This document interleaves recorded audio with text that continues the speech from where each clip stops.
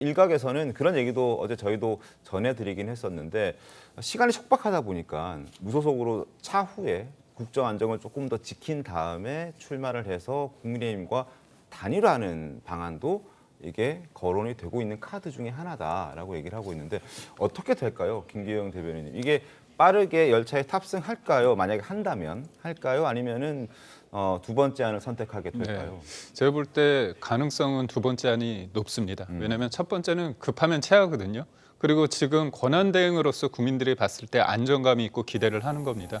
근데 지금의 어려운 상황에 대해서 권한대행의 역할을 어떻게 보면 벗어 던지고 네. 대통령이 되고자 할 때는 그때 또 국민들의 시선 달리할 수 있습니다. 그리고 정치라는 것이 가족과 그다음에 또 같이 할 수 있는 것, 그리고 같이 할 수 있는 사람, 그리고 세 번째가 내가 왜 정치를 해야 되는 부분인데 제가 볼 때 가족과 그다음에 같이 하는 사람들, 이게 실질적으로 굉장히 중요합니다. 네. 아직까지는 제가 볼 때 체계적으로 갖춰지긴 힘들 것 같기 때문에 저는 국민이 원하면 나와야 된다고 봅니다.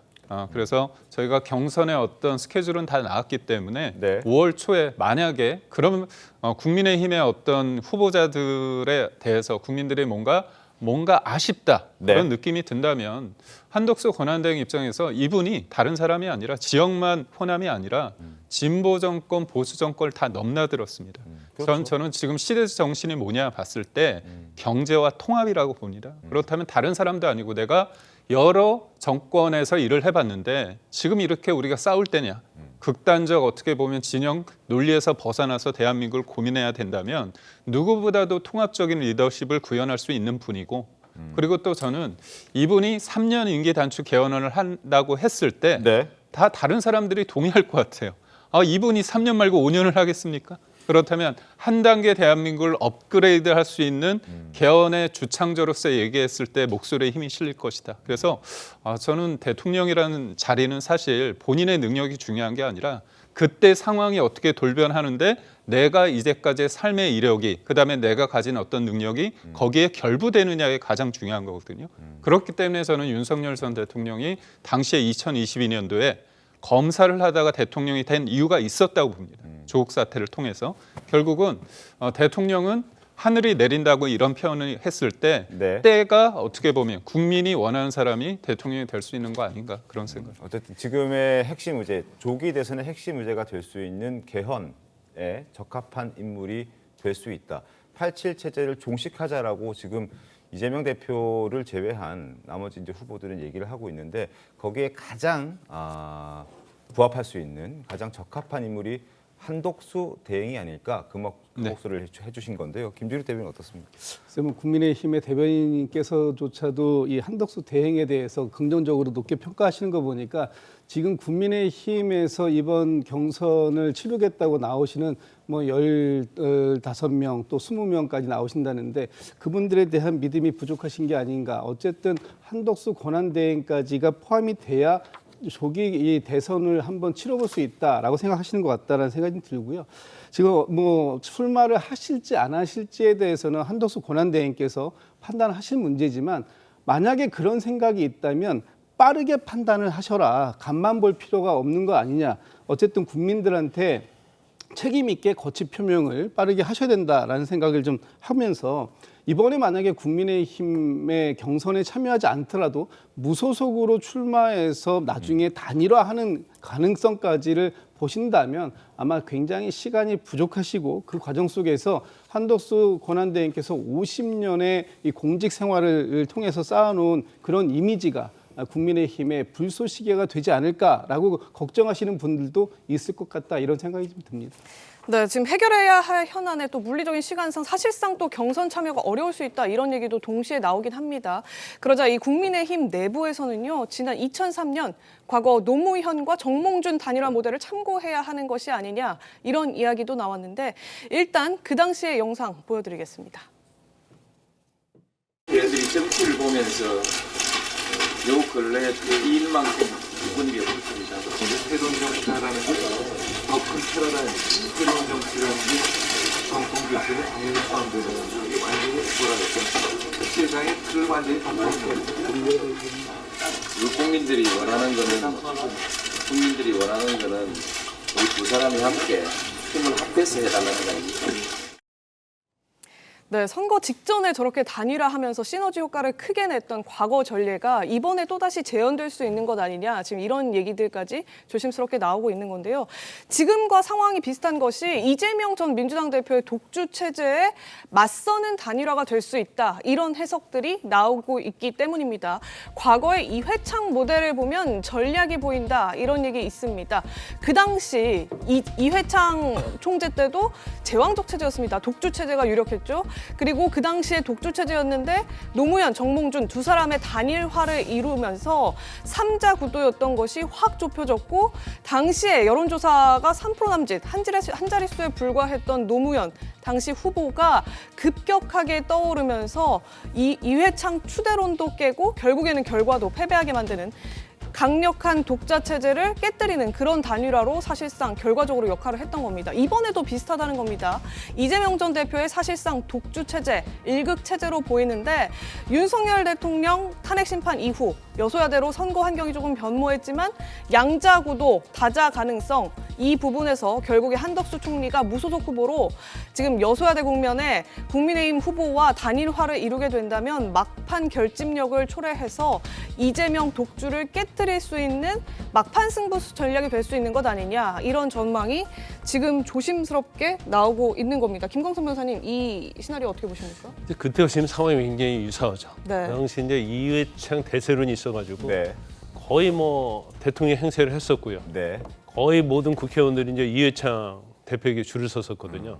그래서 이회창 대표가 대통령이 되는 게 거의 기정사실화되는 네. 그런 상황이었어요. 그때도 거의 일극체제라고 볼 수 있지 않겠습니까? 지금 이제 민주당 상황과 굉장히 똑같은 거예요.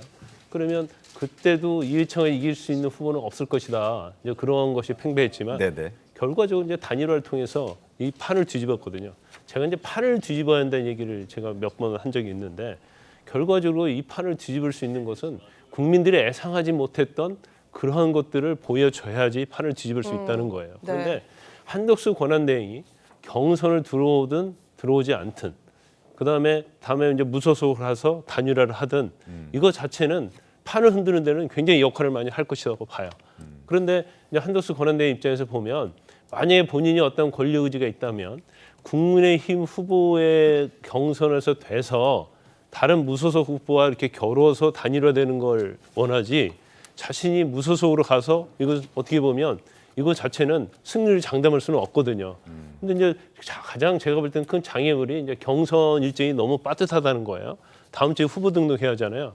그런 부분에 고민을 하고 있을 것이다 보고, 아마 제가 볼 때는 이번 주, 오늘, 내일, 모레 사이에 여론조사가 나올 겁니다. 그래서 그 여론조사 결과가 어떻게 보면 상당히 다른 후보들에 비해서는 좀 압도적이랄지, 이제 그러면 아마 한덕수 권한대행이 굉장히 고민을 많이 할 거예요. 그래서 어떻게 보면 시점 자체는 이번 주말 자체가 굉장히 중요하게 출마 여부에 작용할 가능성이 많다, 저는 그렇게 봅니다.